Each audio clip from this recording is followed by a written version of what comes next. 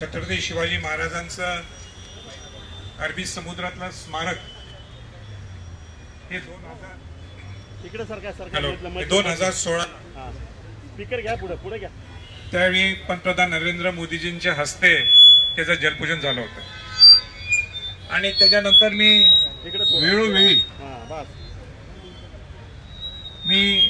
त्यावेळीचे मुख्यमंत्री असतील, त्याच्यानंतरचे मुख्यमंत्री असतील, आत्ताचे मुख्यमंत्री असतील, त्यांना मी नेहमी विचारपूस करत होतो की काय न झालेलं नेमकं. आणि नेहमी सांगण्यात येत होतं की पर्यावरणचे क्लिअरन्स नसल्यामुळं 75 ते 80% क्लिअरन्स मिळत, 20% क्लिअरन्स मिळत नाही.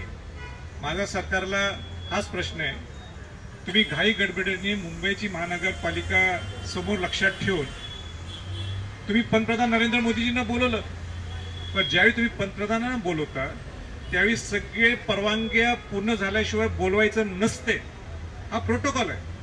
आता तुम्ही त्यांच्या हस्ते उद्घाटन केलं आणि शिवाजी महाराजांचं स्मारक जसं साजेल त्यांच्या नावाला तसं होत आहे, त्याचा आम्हाला आनंद वाटला आणि कौतुक सुद्धा केलं. मी स्वतः तिथं हजर होतो. पण आज 8 वर्ष होऊन गेलेले, त्या स्मारकाची स्टेटस काय आम्हाला माहीत नाहीये आणि म्हणून ती शोध मोहीम करण्यासाठी आपण सगळे निघालो आहोत. पण माझी सगळ्यांना सूचना ही आहे, आपल्याला कुठलाही कायदा हातात घ्यायचा नाहीये. आपण कुठलीही गोष्ट नियमाच्या बाहेर जाऊन करायची नाहीये. ही माझी कडक सूचना सगळ्यांना आहे. शेवटी आपण समुद्रात जात आहोत म्हणून तिथं अशी कुठली गोष्ट केली तर मी खपून घेणार नाहीये.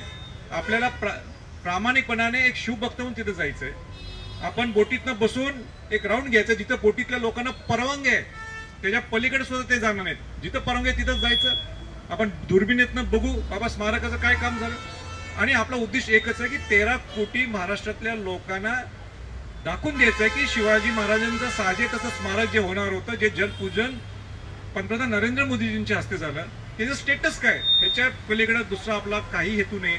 आपल्याला काय तिथं आंदोलन करायचंय, किंबहुना आणि काय ते तिथं करायचंय, किंबहुना कायदा हातात घ्यायचंय, सरकारला जाब विचारलं, काही नाही. आपल्याला 13 कोटी महाराष्ट्रातल्या लोकांना नुसतं जाऊन जे काही स्टेटस आहे, जे काही परिस्थिती आज तिथं आहे, जे नरेंद्र मोदींच्या हस्ते झालं उद्घाटन जलपूजन झालं होतं, आज काय परिस्थिती हे पाहून हे तिथल्या सामान्य जनतेला, महाराष्ट्राच्या जनतेला प्रामुख्याने हे सांगायचं एवढाच आपला उद्देश आहे.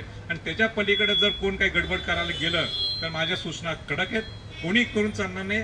आताच एक 2-3 हौशी कार्यकर्ते इथं गडबड करत होते. मी माझी ताकीद आहे त्यांना, तसं जर कोण करायला गेलं तर त्याला स्वराज्यामध्ये सुद्धा मी जबाबदार धरणार. अजिबात अशी गडबड कोण चालणार नाही. मी शिस्तबद्ध निघालेलो आहे. कायदा कोणी हातात घ्यायचा नाही आणि नियमाच्या बाहेर कोणी जायचं नाही. आणि वाहनं सुद्धा तुम्ही देत असताना ओव्हरटेकिंग हे करून अति उत्साहामध्ये जायचं नाही. शिस्तबद्ध पद्धतीने आपल्याला तिथं जायचं.